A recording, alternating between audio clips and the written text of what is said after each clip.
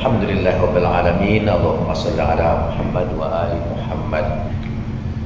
Setelah Rasulullah sallallahu alaihi wasallam wafat, agama kita itu mengalami perubahan.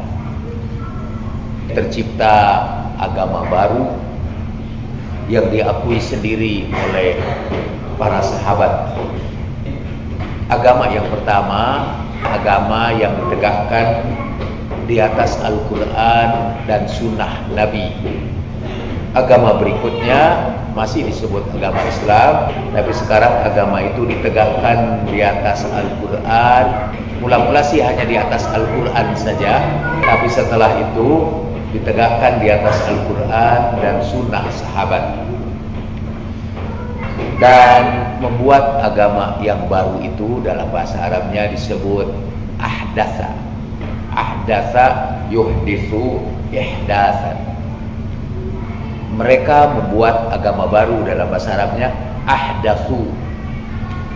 Dalam Sahih Bukhari dan Sahih Muslim, Nabi sallallahu alaihi wasallam bersabda, dan hadis ini diulang beberapa kali baik dalam Bukhari maupun Muslim. Seperti pernah saya katakan, dalam Muslim malah lucu, hadis ini dicantumkan mulai dari bab wudu, tapi dicantumkan hadis ini. Sampai saya keheranan kenapa hadis ini tercantum dalam bab wudu, padahal ini bercerita tentang hari kiamat. Nanti pada hari kiamat, kata Rasulullah sallallahu alaihi wasallam, ana faratukum 'alal haud, aku akan menunggu kalian di telaga. Fa'u rijalun minkum, lalu didatangkan kepadaku rijalun minkum, orang-orang di antara kalian, maksudnya di antara sahabat-sahabat Nabi. Rijalun minkum, orang-orang di antara kalian. Kemudian fayukhtalaju, kemudian setelah dibawa kepadaku, mereka dihempaskan dari hadapanku.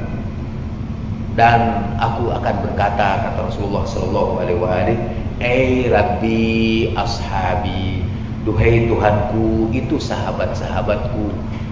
Kemudian Allah berfirman, "Innaka la tadri ma ahdatsu ba'dak." Engkau tidak tahu bahwa mereka akan membuat agama baru sepeninggalmu. Itu untuk pertama kalinya kata ahdatsu diucapkan oleh Nabi. Innaka la tadri ma ahdatsu ba'dak. Kamu tidak tahu bahwa mereka akan membuat agama baru sepeninggalmu. Kata ahdatsu ini nanti diakui juga oleh sahabat-sahabat yang lain. Al-Barra bin Azib dalam Sahih Bukhari pernah ditanya oleh para tabi'in, "Berbahagialah engkau karena engkau menjadi sahabat Nabi sallallahu alaihi wasallam. Marhaban bikum," kata, selamat datang wahai sahabat-sahabat Nabi. Kata Al-Barra bin Azib, "Innakum la tadrun," kalian tidak tahu, "ma ahdatsna ba'dahu," bahwa kami sudah membuat agama baru sepeninggal Nabi. Di situ dipakai, kalau Nabi menyebutkan ahdatsu, mereka membuat agama baru. Kalau ini Al-Barra bin Azib mewakili sahabat berkata, ahdatsna, kami sudah membuat agama baru, ba'dahu, sepeninggalnya.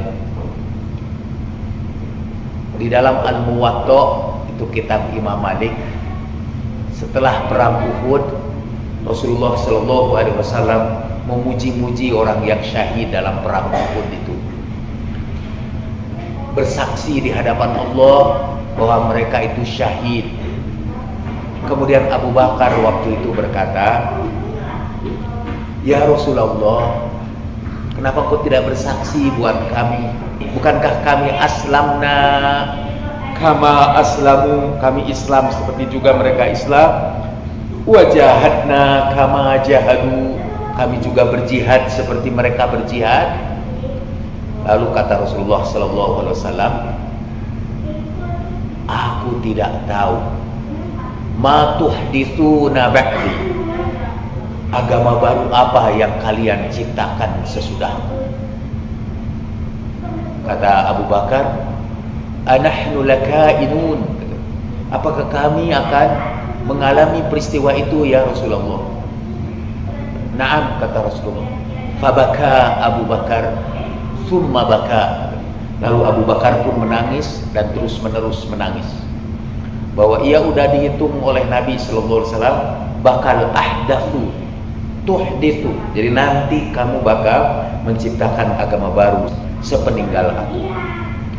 Saya juga menyebut hadis dari Aisyah. Pengajian kita ini lebih banyak hadis-hadis dari Aisyah, dan Bapak sudah paham bahasa Arab, bisa membeli buku di toko-toko buku sekarang ada, judulnya Aisyah The True Beauty. Tapi bahasa Inggrisnya itu cuma dalam judulnya aja. Di dalamnya seluruhnya bahasa Indonesia. Itu teknik marketing sekarang ini yang saya pergunakan untuk menulis buku The Road to Muhammad. Itu cuma satu-satunya bahasa Inggris. Oh, enggak satu-satunya, ada juga di dalam beberapa kutipan bahasa Inggris. Di dalam buku Aisyah itu ada pengakuan Aisyah menjelang wafatnya.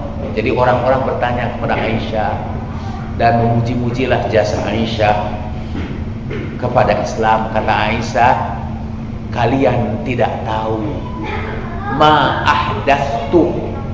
Ahdatsu kalau untuk aku itu jadi ahdatsu, kalau untuk kami menjadi ahdatsna, kalau untuk mereka jadi ahdatsu.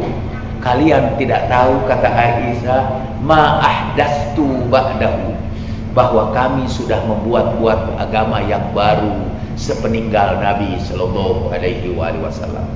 Jadi sampai para sahabat itu mengakui bahwa mereka sudah mengubah agama Rasulullah sallallahu alaihi wasallam.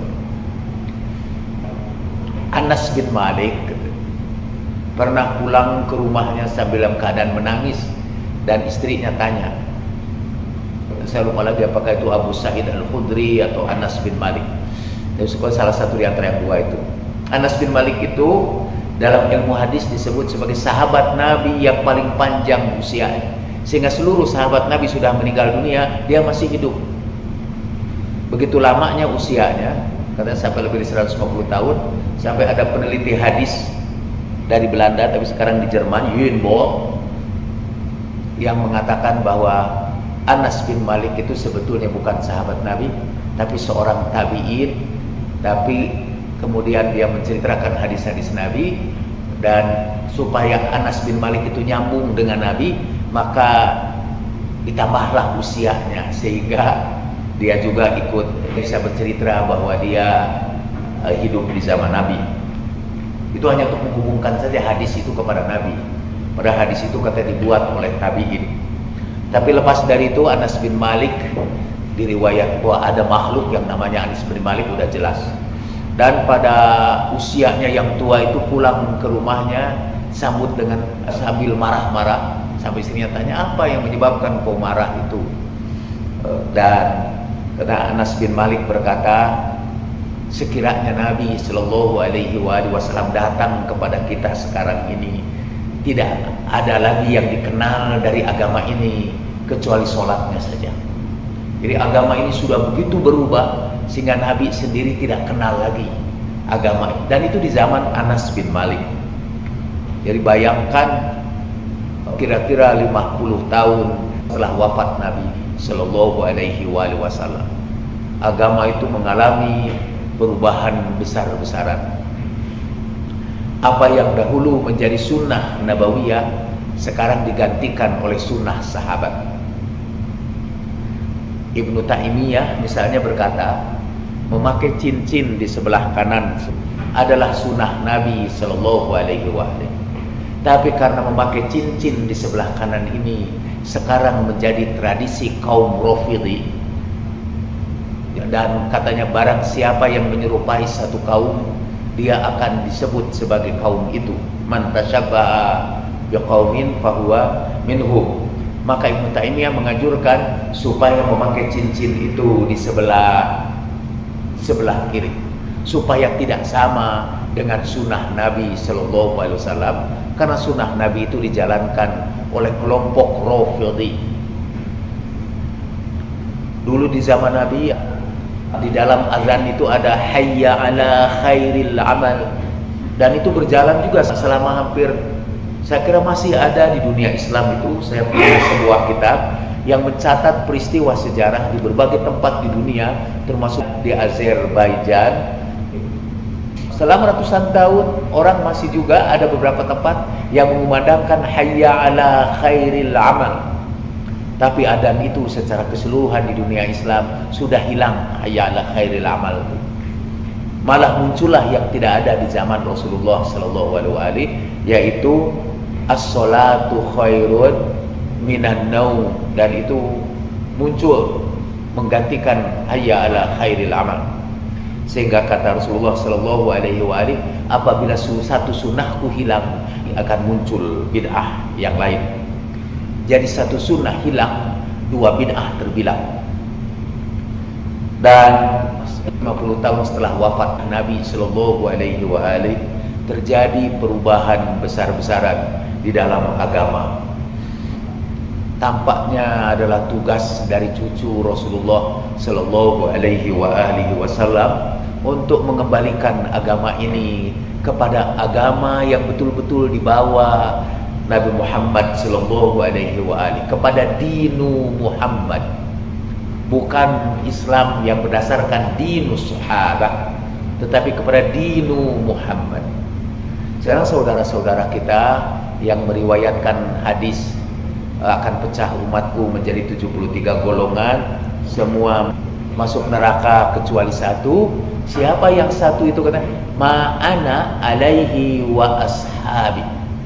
Akhirnya terjemahkan oleh mereka, agama yang ditegakkan kepada sunnah sahabatku. Itu katanya agama yang benar. Ada sunnah Rasulullahnya, anaknya kata wa ashabi, dan sunnah sahabatku itu. Yang tidak mereka ketahui bahwa memang kadang-kadang sunnah Nabi tersingkir dan digantikan oleh sunnah sahabat. 50 tahun setelah wafat Nabi, atau kira-kira 60 tahun setelah hijrah Nabi sallallahu alaihi wasallam, Imam Hussein ingin mengembalikan lagi dinu Muhammad. Dan sebelum berangkat ke Karbala, yang akan kita ceritakan di sini nanti sebentar, Imam Hussein berkata, in kana dinu Muhammadin lam yastaqim illa biqatli fayasuyub khudhini. Sekiranya dinu Muhammad, sekiranya agama Muhammad ini tidak bisa berdiri kecuali dengan membunuh aku, maka duhai pedang, bunuhlah aku, ambillah aku. Dan perjalanan kita ini adalah perjalanan untuk menapaktilasi perjuangan manusia-manusia suci yang ingin mengembalikan lagi agama ini kepada dinu Muhammadin. Mengapa Imam Hussein tidak berkata in kana dinul Islam? Enggak, karena orang itu pun menyebut dirinya sebagai, menyebut agamanya sebagai agama Islam, walaupun sudah dirubah, mereka menyebutnya sebagai agama Islam. Karena itu dengan tegas Imam Hussein mengatakan in kana dinu Muhammadin lam yastaqim illa biqatli fayasuyu khudhini. Nah, di hadapan saya ini ada kitab Ahlus Sunnah, namanya Majma'uz Zawaid wa Manba'ul Fawaid, dan ini adalah salah satu di antara wakaf Pak Abu Bakar kepada perpustakaan SMA Bus Mutahari dan Mas Joko kemarin ini. Saya lupa yang mana Majma'uz Zawaid ini, apa dinisbahkan kepada Mas Joko atau Pak Abu Bakar dari Makassar. Nah, kitab ini kitab yang tidak begitu dikenal di kalangan Ahlus Sunnah, walaupun ini kitab Ahlus Sunnah yang sudah ditahqiq. Jadi di bawahnya ditulis ini diriwayatkan oleh siapa saja dan apakah hadisnya sahih atau tidak. Jadi saya ingin membacakan beberapa riwayat dari sini. Tadinya saya sampai kepada riwayat ini dalam rangkaian hadis-hadis yang saya kumpulkan di dalam buku yang bakal terbit insyaallah. Dan sekiranya ini bisa terbit sebelum April, buku ini mungkin termasuk yang saya berikan secara gratis kepada jemaah kita. Tapi kalau bapak-bapak dan ibu-ibu mau nyumbang juga untuk percetakan buku itu, supaya kita bisa memberikan secara gratis kepada masyarakat yang lebih luas, I will only say thank you. Ini saya bacakan hadis dari Ummu Salamah.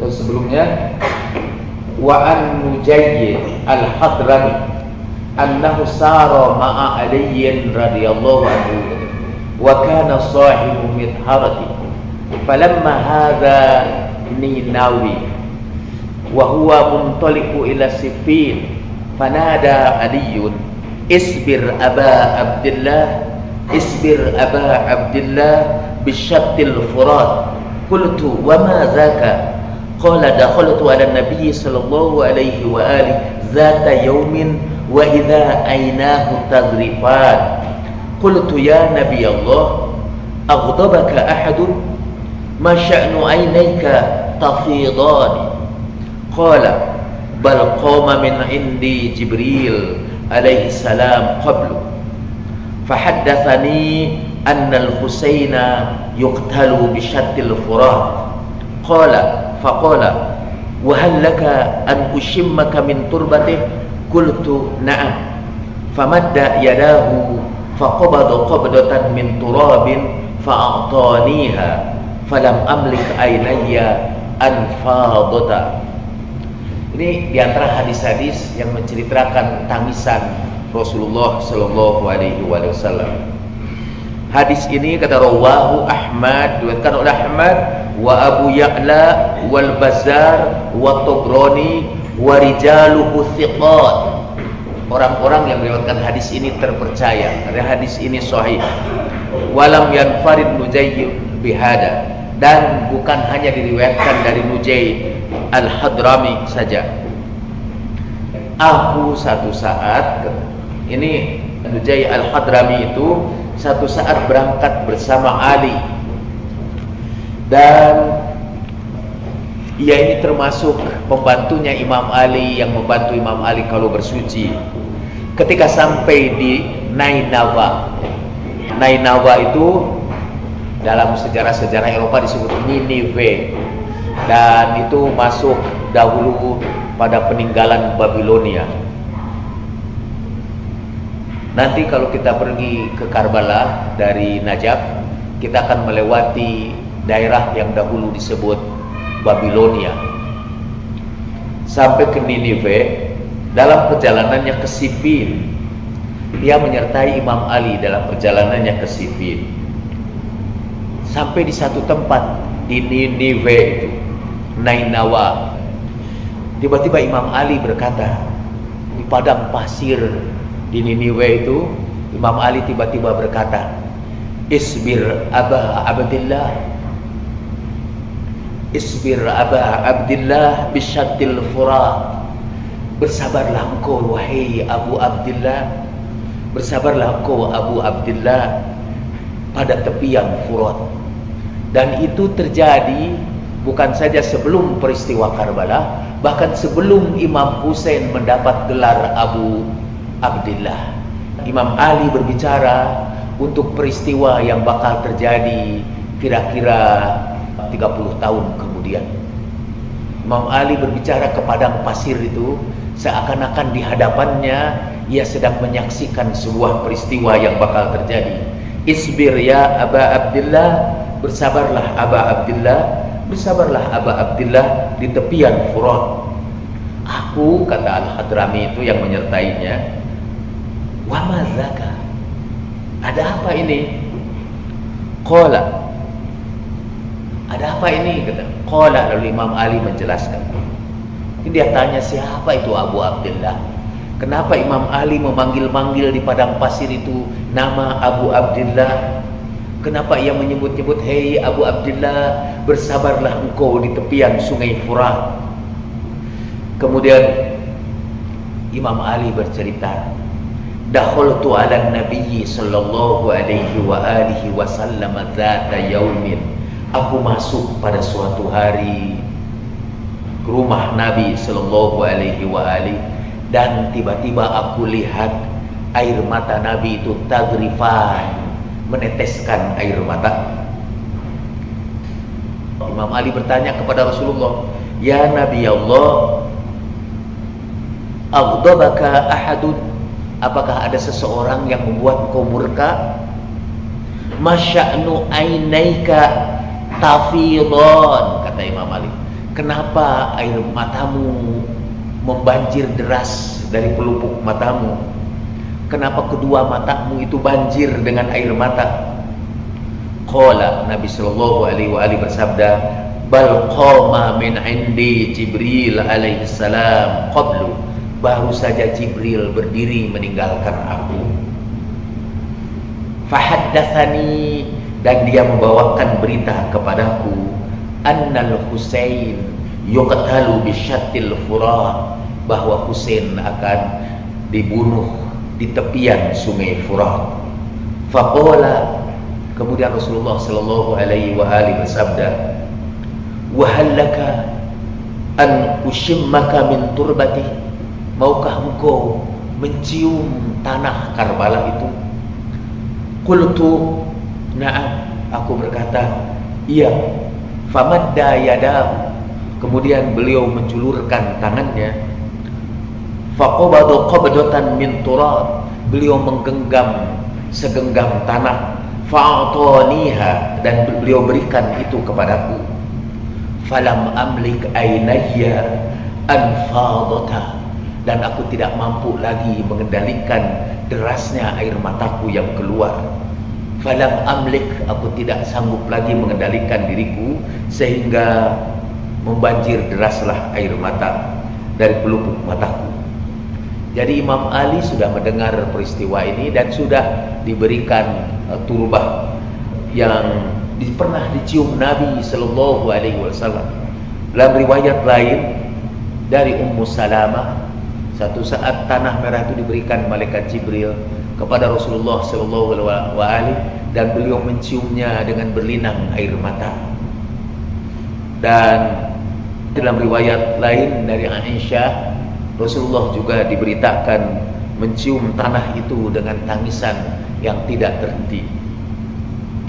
Dalam sebuah riwayat dari kalangan Ahlul Bait, dan riwayat ini diterima dari Zainab Al-Kubra, Sayyidatuna Zainab, yang insya Allah sejarah perjalanan Zainab itu akan kita tapaktilasi dalam perjalanan di Irak.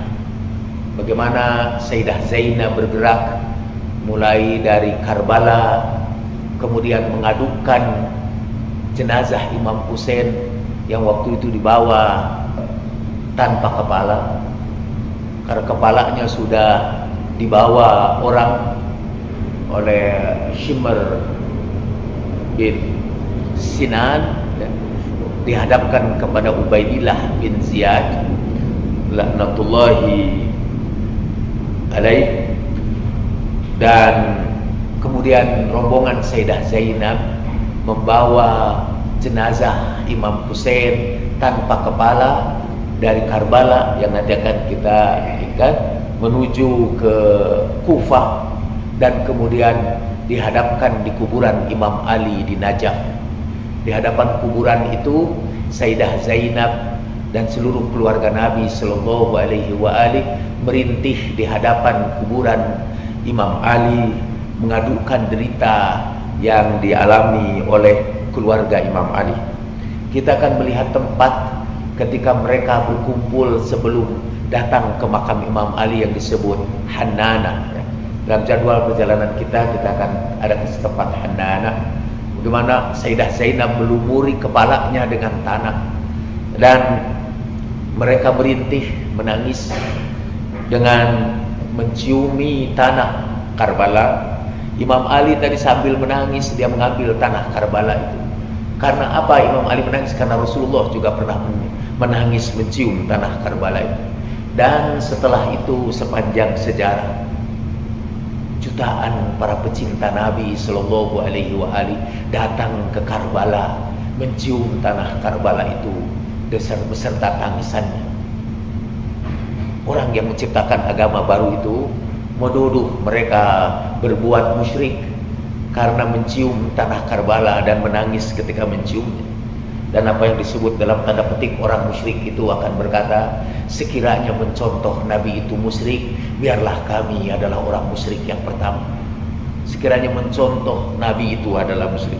Kalau Nabi menangis dengan mencium tanah Karbala, maka sampai sekarang sekali lagi jutaan para pecinta Nabi Sallallahu Alaihi Wasallam datang ke Karbala dengan melewati segala kesulitan. Saya ini kemarin dengar dari seorang ulama besar yang bercerita tentang orang-orang yang berziarah ke Karbala. Pertama, ziarah ke Karbala itu ziarah yang akan mempengaruhi jiwa yang paling keras sekalipun. Dan berceritalah ulama itu, ada seorang yang berpendidikan barat, apa dia di Iran atau di Najaf atau di Irak, saya lupa lagi. Orang pendidikan barat itu di antara keluarganya dia yang paling tidak religius, dia yang paling sekuler dan mengejek orang-orang yang berziarah ke Karbala dan sebagainya. Sampai satu saat entah bagaimana dia kemudian melakukan ziarah ke Karbala itu. Mungkin hanya terbawa orang saja dia ziarah ke Karbala. Tiba-tiba dia mengalami satu perubahan.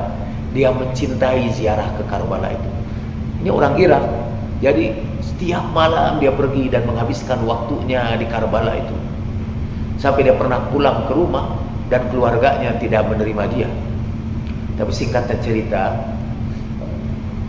dari Karbala itu tiba-tiba dia menjadi seorang yang sangat mengerti tentang agama. Dia dites oleh para ulama di situ.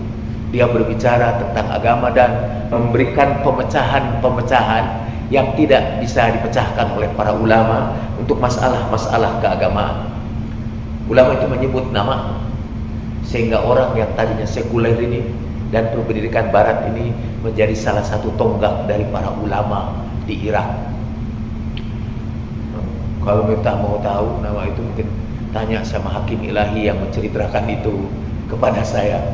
Orang itu yang paling sekuler sekalipun, kalau sudah disentuh dengan Karbala, sudah disentuh dengan Najaf, dia akan memperoleh energi ruhaniyah yang luar biasa. Ada pengaruh tertentu. Dan itu tempat-tempat ijabah. Malah saya baca dalam sebuah kitab, sekarang saya cari kitab itu. Ada orang, ini santri minta di Najaf, dan santri itu masih bujangan. Entah gimana, santri itu setiap kali berkunjung ke Karbala, dia berdoa di situ, minta bantuan Imam Hussein supaya dia memperoleh kesempatan memperistri bidadari. Saya tahu mungkin itu khayalan seorang anak muda saja.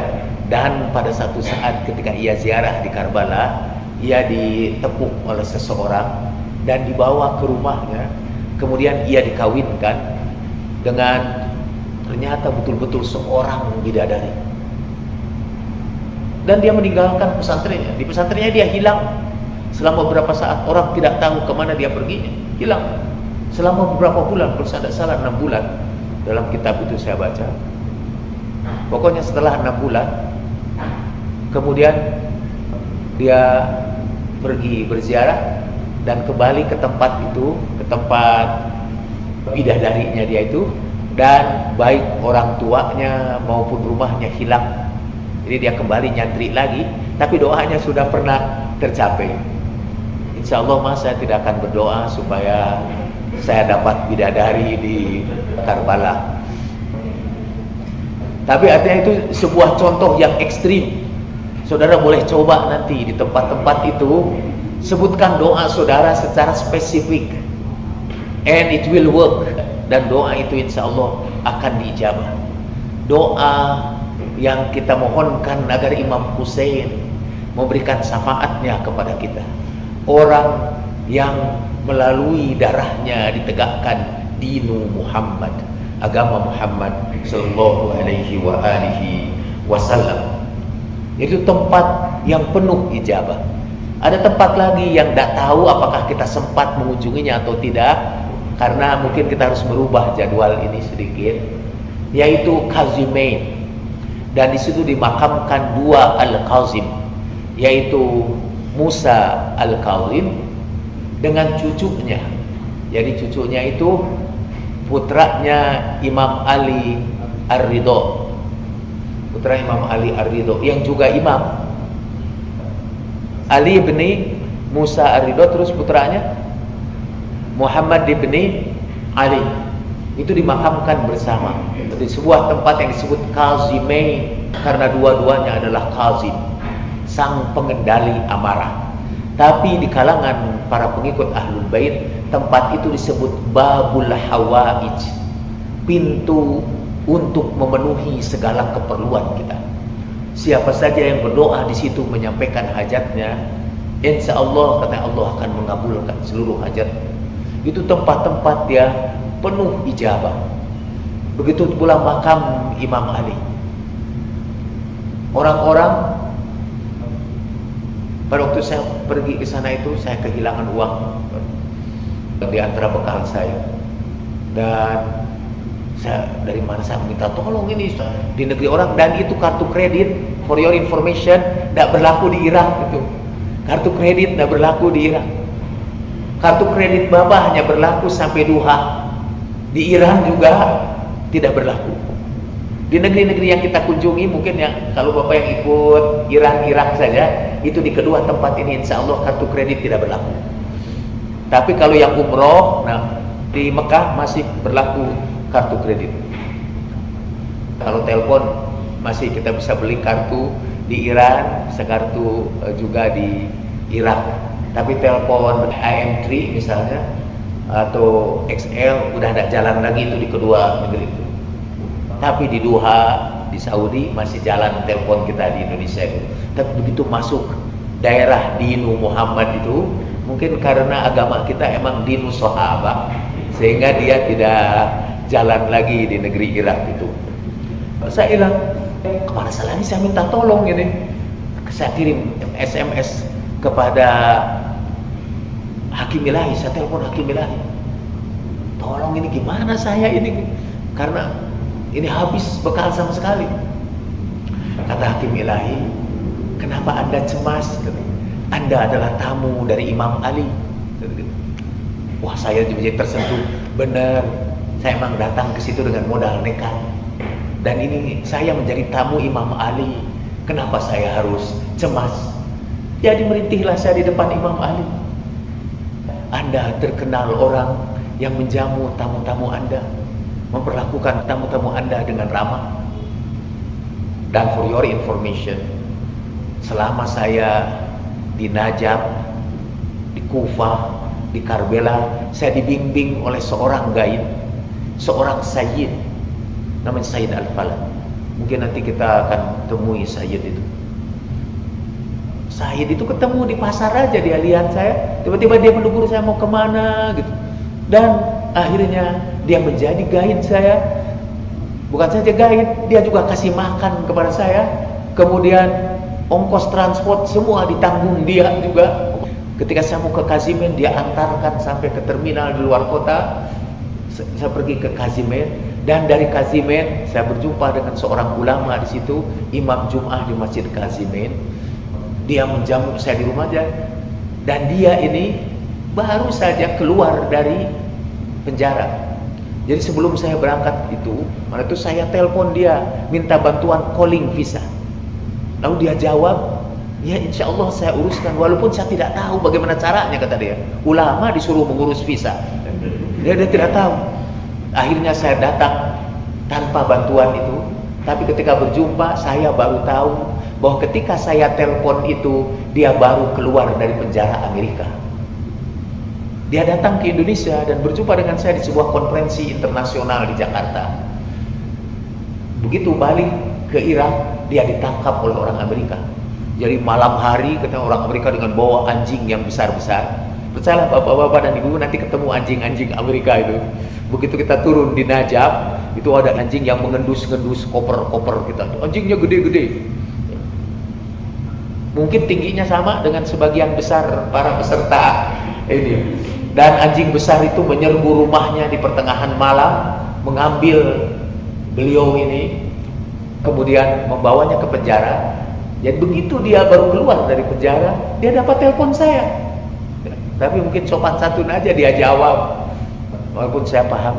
Dan pada waktu saya datang ke situ itu bermalam di rumahnya, datang jugalah orang-orang Irak dari para pengikut Sayyid Muqtada Sadr yang menyambut, mengucapkan selamat karena dia baru keluar dari penjara. Di antaranya adalah seorang Sayyid.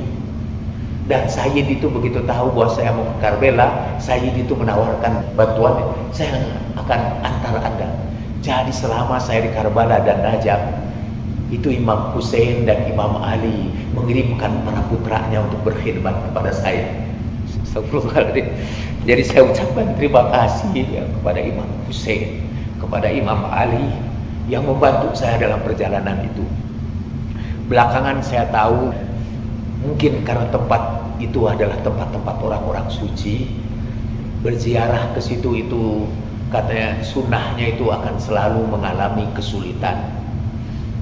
Untuk membuktikanlah bahwa imam akan menjamu tamu-tamunya yang ikhlas, kita akan mengalami kesulitan. Jadi saya ini sebagai orang dari tour adventure ini memberitahukan dulu kesulitan-kesulitan. Tidak bermaksud bahwa setelah itu saudara-saudara tidak diberi kesempatan untuk komplain karena pelayanan kita yang kurang. Tapi kita akan melewati kesulitan, tapi insya Allah kesulitan itu akan teratasi kalau kita berziarah ini dengan tulus, dengan ikhlas. Sekali lagi untuk bergabung dengan Rasulullah Sallallahu Alaihi Wasallam, dengan Imam Ali yang mencium tanah Karbala beserta jutaan para pecinta Ahlul Bait sepeninggal Rasulullah Sallallahu Alaihi Wasallam sampai sekarang. Kita akan bergabung dengan kafilah orang-orang suci itu untuk menapaktilasi perjuangan Imam Hussein. Saya tidak akan bacakan seluruh hadis ini, agak panjang, tapi itu salah satu hadis tentang peristiwa Karbala yang sudah diramalkan Nabi Sallallahu Alaihi Wasallam sebelumnya, dan Nabi sudah menunjukkan kepada kita contoh menangisi Imam Hussein dan contoh bergabung dengan Imam Hussein. Ada seorang perempuan dari Yordania, kalau saya tidak salah. Perempuan itu ahli sunnah, tapi kemudian dia belajarlah tentang Ahlul Bait, tapi dia hanya kemudian menerima Ahlul Bait secara intelektual. Dalam hatinya masih ada beberapa pertanyaan tentang kebenaran peristiwa, termasuk kebenaran Karbala itu. Sampai suatu saat dia ziarah ke makam Karbala, dan setelah dia menyaksikan, mungkin dia juga semulanya ini semacam Wahabi, jadi masih ada ganjelan lah tentang kejadian di Karbala itu. Apalagi melihat orang yang berbondong-bondong mencium tanah pusara Imam Hussein, kadang-kadang mencium tanah Karbala di situ itu. Nanti kita akan berkunjung kepada tempat terjadinya peristiwa Karbala di tepian Sungai Furat. Ada sebuah daerah yang sekarang ini dimasukkan dengan satu nama saja, yaitu Karbala. Di situ ada kuburan Imam Hussein, di situ ada kuburan Abul Fadl Abbas, ya. Dan katanya sampai sekarang di bawah kuburan Abu Fadl Al-Abbas itu mengalir sungai di atas jenazah, dan airnya itu juga dianggap mengandung keberkahan, air yang sudah melintasi jenazah salah seorang syahid di Karbala. Di situ juga kita akan temukan tempat jatuhnya tangan kanan Abul Fadl Abbas, tangan kirinya. Di situ juga akan kita lihat nanti ayunan bayi, tempat di situ dulu Ali Asgar menghembuskan nafas yang terakhir pada tangan Imam Hussein. Seluruh peristiwa Karbala itu yang kita dengar pada setiap Asyura berwujud menjadi konkret dalam peristiwa di situ. Kembali lagi kepada seorang perempuan dari Yordania itu, dia berdiskusi dengan seorang ulama dan dia menceritakan pengalamannya. Sampai di situ dia berdoa khusus, ya Allah, kalau Ahlul Bait ini betul adalah agama dinu Muhammad yang benar, berikan kepada aku bukti. Dan tiba-tiba kata dia seperti dibawa ke tempat itu, dan orang-orang yang banyak itu tiba-tiba merasa hilang, dan dia bercerita di situ itu sambil menangis terisak-isak. Dan dia dibawa ke tempat kepala Imam Hussein, dia memeluk kepala itu, dan setelah itu dia pingsan. Itu dia sadar kembali, dia berada di tengah-tengah Karbala dan dia menyaksikan peristiwa itu, dan kemudian dia pingsan lagi. Atau dalam pingsannya dia menceritakan itu, melihat peristiwa Karbala itu, dan dia ceritakan itu seluruhnya. Nanti kita mungkin akan perlihatkan wawancara itu dalam bahasa Arab, tapi ada terjemahan teksnya di dalam bahasa Inggris. Waktu saya datang ke sana, orang-orang Irak mengatakan, berdoa sajalah di sini dengan doa saja, karena ini adalah tempat-tempat ijabah. Jadi kita pertama kali datang dari Teheran itu ke Najaf. Jadi sekarang ada pesawat yang menghubungkan lapangan terbang Imam Khomeini dengan Najaf. Pesawat itu antara lain Gulf Air, Iraq Airways, mungkin juga dengan Gulf Air, melawat ke Bahrain. Dari Bahrain kemudian ke Najaf. Najaf itu dulunya pelabuhan militer, bandar militer milik orang Amerika. Sekarang menjadi bandara umum, tapi tetap milik Amerika. Kepala lapangan terbangnya itu orang Amerika, dan yang memeriksa kita di situ juga orang-orang Amerika. Banyak orang berkulit hitam situ. Tapi ya orang Amerika lumayan pemeriksaannya. Najaf terletak 30 km dari kota tua Babilonia. Babilonia memang tidak jauh dari situ. Begitu kita turun dari pesawat terbang, kita akan dijemput, dan katanya kita akan ditampung di hotel yang jaraknya kira-kira beberapa meter saja dari makam Imam Ali. Di Najaf itulah ada makam Imam Ali. Nah, setelah Makkah dan Madinah, Najaf termasuk kota ziarah terbesar bersama Mashhad dan Karbala. Dan saya akan membawakan cerita lain juga yang dikutip dari internet tentang Najaf. Apa artinya Najaf? Najaf itu berasal dari kata Najaf. Nay artinya sungai, Jaf artinya yang sudah mengering. Kota Najaf itu setua umat manusia. Dulu Nabi Ibrahim dan Nabi Ishak datang ke kota Najaf itu, dan waktu itu Najaf diguncang gempa, kemudian mereka datang, dan selama Nabi Ibrahim berada di Najaf itu, kota itu tidak pernah diguncang gempa. Kemudian orang-orang tinggal di situ. Waktu itu Ibrahim juga mau tinggal di situ, tetapi minta agar Ibrahim diizinkan untuk membeli sebuah daerah pertanian di situ. Walaupun kata Nabi Ishak memberikan saran yang lain bahwa tempat itu tidak layak untuk, tidak bisa ditanami. Tanah itu yang kemudian dibeli Ibrahim menjadi sebuah pekuburan yang usianya sudah ribuan tahun. Kuburan itu nanti akan kita saksikan di Najaf, namanya Wadi Salam, artinya lembah kedamaian. Di situ ada makam Nabi Hud, ada makam nabi-nabi yang terdahulu, makam orang-orang saleh sepanjang ribuan tahun di situ. Dalam kepercayaan para pengikut Ahlul Bait, dan kata dinisbahkan kepada sabda Imam Ali salamullahi alaih. Imam Ali bersabda bahwa setiap orang yang soleh yang akan dimasukkan ke surga, ruhnya akan singgah dulu di Wadi Salam. Dan kata Imam Ali, demi Allah, tirai kegaiban telah disingkapkan dari mataku, dan aku melihat para penghuni Wadi Salam itu berkumpul bersama kelompoknya, menikmati kebahagiaan di alam barzakh. Karena itu dulu ulama-ulama besar, para pengikut Ahlul Bait, walaupun mereka tinggal di Teheran, kalau meninggal dunia dikirim ke Wadi Salam itu.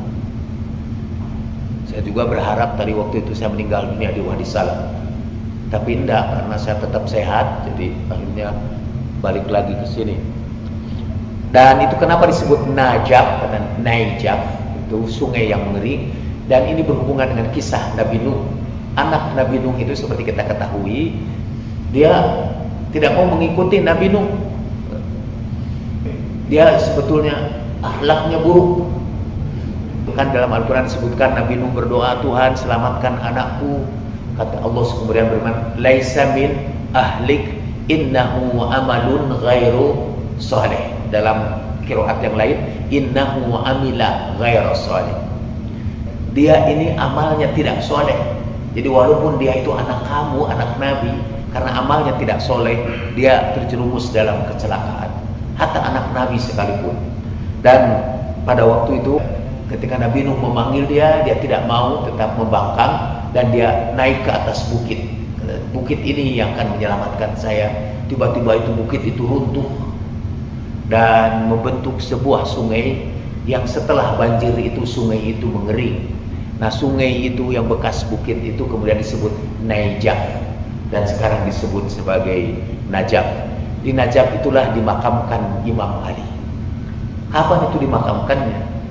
Imam Ali dibunuh di Kufah, dan kita nanti insya Allah akan mengunjungi tempat ditebasnya Imam Ali pada waktu ruku. Insya Allah kita akan memperoleh kesempatan untuk ruku dan sujud di tempat ditebasnya Imam Ali salamullahi alaihi. Dari situ itu kemudian ia dibawa ke rumahnya. Kita juga akan menghadiri rumahnya. Di rumahnya itu ada satu tempat sampai sekarang ini yang dahulu di situ Imam Ali dikafani. Tempatnya itu masih disebut sebagai Makfan Amiril Mukminin, tempat di kafaninya Amiril Mukminin. Saudara boleh mencium tanah di tempat itu dan saudara masih mencium wangian surgawi di situ. Padahal kita sudah dipisahkan dengan Imam Ali lebih dari 1400 tahun. Tapi tempat itu masih memancarkan wewangian surgawi. Saya juga menangis di tempat itu. Dan saya percaya saudara pun akan menangis. Disitulah Imam Ali dikafani, dimandikan di dalam sumurnya yang nanti akan kita kunjungi. Kita juga akan melihat rumah Imam Ali yang sangat sederhana. Kufah itu masih termasuk Najaf.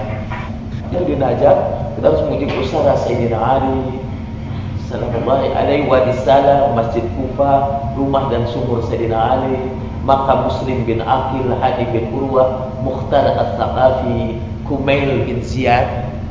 Pada malam Jumat, satu malam Jumat saya waktu itu di Najaf, saya sempat baca doa Kumail di tempat Kumail bin Ziyad. Kemudian Masjid Hanana, itu tempat berkumpulnya Sayyidah Zainab. Nah, kembali lagi kepada kisah tadi itu. Jadi di Najaf Imam Ali itu terbunuh tadi di Kufah yang jaraknya memang dekat, dan Imam Ali kemudian dimakamkan secara diam-diam oleh keluarganya, dibawa dengan keledai meninggalkan Kufah malam hari dan dikuburkan di satu tempat diam-diam. Mungkin juga karena pertimbangan politis atau karena ya untuk memelihara ini Imam Ali daripada nanti dibongkar lagi oleh musuh-musuhnya, jadi dirahasiakan di situ sampai zaman Harun Ar-Rasyid ketika dinasti Umayyah, sampai dinasti Umayyah ditumbangkan dan muncul dinasti Abbasiyah. Jadi waktu itu Harun Ar-Rasyid berburu di padang pasir dan rusaknya itu lari ke satu tempat, dan kemudian anjing-anjing pelacak ini yang dibawa oleh Harun Ar-Rasyid, anehnya tidak ada yang mau pergi ke tempat itu, dan pada rusa itu bersembunyi di situ. Anjingnya tidak mau bergerak, kuda-kuda juga hanya mendongak ke atas saja, tidak mau menyentuh daerah tempat bersembunyinya rusa itu. Kemudian Harun Ar-Rasyid tanya, sebetulnya ini apa tempat ini? Salah seorang tua di situ menceritakan bahwa itu adalah kuburan Amirul Mukminin Ali bin Abi Thalib salamullahi alaihi. Jadi itu kuburannya Imam Ali, dan kemudian Harun Ar-Rasyid memperbaiki tempat itu, dan setelah itu para pecinta Ahlul Bait memperbaiki kuburan Najaf itu dengan menyumbangkan menara-menaranya itu memang diselimuti emas beneran. Di internet saudara bisa lihat pemandangan ini di malam hari. Ada seorang petualang internasional yang datang ke situ. Saya sudah menyaksikan Taj Mahal, saya sudah menyaksikan beberapa tempat dunia, tapi belum pernah saya menyaksikan keindahan paduan berbagai warna-warna keemasan seperti yang saya lihat di Najaf. Tapi di malam hari dia temerang dengan sinar yang gemerlapan. Orang Wahabi pernah menyerbu tempat ini dan mencuri sebagian emas. Saddam Hussein juga ikut serta mencuri sebagian emas di situ. Tapi para pecinta Ahlul Bait memperbaiki kembali terus sampai sekarang sebagai perkhidmatan kepada Amirul Mukminin. Di tempat ini, karena nanti kita akan berkunjung ke Najaf sebagai kunjungan kita yang pertama. Tempat ini kita sholat. Ada sholat berjamaah di situ. Biasanya jamaahnya ada kelompok-kelompok saja. Karena yang memimpin jemaahnya juga para peziarah. Jadi para peziarah dari berbagai negeri, ada kelompok-kelompok, itu ada imamnya, itu sholatnya qashar semua. Imamnya juga sholat qashar. Tempat ziarah itu bukan masjid, sehingga perempuan yang haid tetap bisa berziarah. Itu hebat benar nih para fuqaha Syiah dulu itu, mereka atur begitu rupa supaya tempat ziarah itu bukan masjid, sehingga yang haid bisa tetap berziarah. Kalau seperti di tanah suci kan, tempat ziarahnya itu berada di masjid, di Masjidil Haram itu, sehingga perempuan yang haid kalau kebetulan haid ya tidak bisa ziarah ke makam Rasulullah Sallallahu Alaihi Wasallam. Tapi ini bisa berziarah di sini. Ada adab-adab ziarah di situ. Nanti mungkin kita akan ceritakan lebih lanjut. Dan sekarang orang-orang Wahabi berdatangan ke tempat-tempat ziarah di sana itu dengan meledakkan dirinya. Karbala pernah ada bom bunuh diri.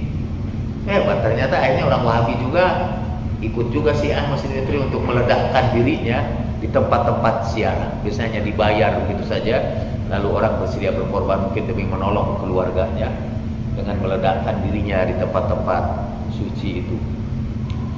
Wadi Salam di kuburan yang sudah berusia ribuan tahun, dan saya kira ini pekuburan terbesar di seluruh dunia. Terdapat makam dan kuburan para nabi, ulama besar, tengah-tengah kota Najaf. Makam Imam Ali di Najaf. Nanti di depan kuburan Imam Ali itu ada Sayyid Falah itu yang pernah menjadi pembimbing saya dengan sukarela, dan beliau menghadiahkan kepada saya ini Durun Najaf, mutiara dari Najaf. Katanya ini mutiara ini hanya terdapat di Najaf saja, dan inilah batuan yang menjadi cincin Imam Ali.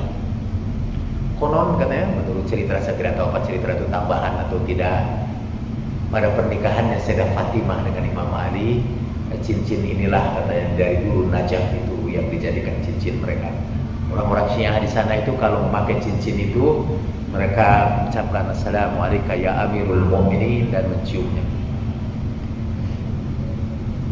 Itu salah satu kemusyrikan orang-orang Syiah. Jadi saya juga mengucapkan ini Assalamualaikum ya Amirul Mukminin. Ini Durun Najaf, saya tidak tahu harganya karena ini diberikan oleh dia. Saya tidak menunggu bapak-bapak dan ibu-ibu memberikan hadiah kepada saya dengan Durun Najaf. Mungkin saya malah yang akan berikan hadiah kepada bapak-bapak dan ibu. Kita berlomba-lomba saja siapa yang paling dahulu memberikan hadiah. Dalam sejarah Islam, Karbala merujuk pada tragedi syahidnya cucu Rasulullah Sallallahu Alaihi Wasallam, Imam Hussein, keluarga dan sahabat. Nama Karbala itu sebetulnya sudah ada sebelum Rasulullah Sallallahu Alaihi Wasallam. Cuma kebetulan pas namanya itu dengan singkatan dari bahasa Arab Karbu wa Bala, kepedihan dan penderitaan. Tapi nama Karbala itu katanya itu malah sejak zaman Babilonia. Terletak sekitar 100 km barat laut Baghdad. Di zaman awal Islam tempat ini dikenal dengan Nainawa, Qadiriyah atau Syatul Furat. Syat artinya tepian Furat. Di Syatul Furat itulah Imam Ali tadi memanggil-manggil ya Aba Abdillah, isbir ya Aba Abdillah, bersabarlah wahai Aba Abdillah. Menurut sebagian orang nama kota ini diambil dari Karbala. Nah itu mungkin utak-atik, inilah kayak orang Jawa itu apa? Suka mengutak-atik kata-kata ini. Mengutak-atik kata-kata itu. Jadi mungkin Karbala itu katanya dari Karbala, artinya mendekat kepada Allah. Ada yang menyebutkan berasal dari karbu wa bala, dari penderitaan dan bala. Menurut yang ambil dekat daripada karb dan bala, yang artinya musibah dan duka cita. Anyway, sebetulnya nama Karbala itu udah dikenal sejak zaman dahulu, bahkan sebelum kedatangan Rasulullah Shallallahu Alaihi Wasallam. Di Karbala sekarang sudah menjadi kota besar. Sekedar for your information, pemeriksaan ke Karbala karena seringnya terjadi pemboman di situ. Pemeriksaan memang sangat ketat sebetulnya untuk melindungi jamaah juga. Jadi kompor kita akan diperiksa berulang kali. Kadang-kadang harus dibongkar. Makanya mungkin dalam perjalanan nanti kita ke Karbala kita hanya bawa barang-barang kecil saja. Semuanya kita tinggalkan di Najaf. Kita Karbala bawa barang-barang yang diperlukan saja di situ. Kazimain di kota Baghdad, terletak sekitar 5 km dari pusat kota Baghdad. Sekarang berada di pusat kota Baghdad sendiri. Kazimain artinya dua orang yang menahan amarahnya. Di Kazimain ada pusara dua orang imam dari keturunan Rasulullah Sallallahu Alaihi Wasallam, Imam Musa Al-Kazim dan Imam Muhammad Taqi alaihi salatu wassalam. Di komplek pemakaman di dekat dua imam besar ini juga terdapat makam Syekh Abdul Qadir Al-Jailani, guru besar tarekat-tarekat. Tidak jauh dari makam Imam Musa Al-Kazim ada sebuah bangunan besar, dan itu makam Imam Abu Hanifah. Jalannya itu makam itu disebut makam Imam Al-A'zam di Irak itu. Karena ada makam Imam Kazimain, maka mereka bangun makam Imam Abu Hanifah dengan nama jalannya juga namanya Imam Al-A'zam. Jadi Imam Abu Hanifah adalah imam yang lebih besar dari Imam Musa Al-Kazim. Imam Al-A'zam. Sampai sekarang nama tempat itu nama Imam Al-A'zam.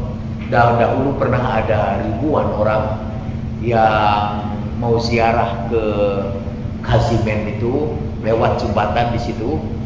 Ada jembatan di situ yang di tepi sungai juga.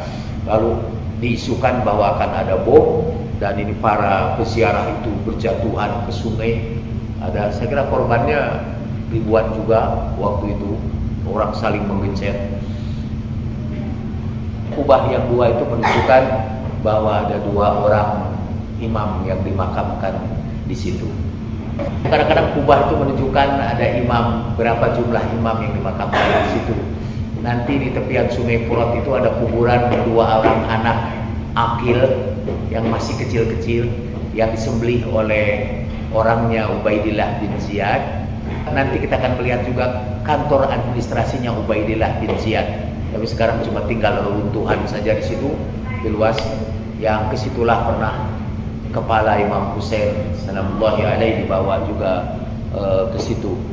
Seperti biasa di tempat makam-makam itu ada pasar-pasar juga buat yang ingin mengumpulkan tasbih atau turbah tanah Karbala atau durun Najaf atau juga apa-apa sajalah sebagai kenang-kenangan dari Najaf. Kuburan Imam Ali di situ itu ada tempat makam Jibril. Malaikat Jibril pernah datang ke situ. Di situ adalah makam Nabi Ibrahim. Nabi Ibrahim pernah sholat di situ. Karena Masjid Kufah itu adalah masjid yang para nabi pernah sholat di situ. Dan kita pun ikut sholat juga di situ.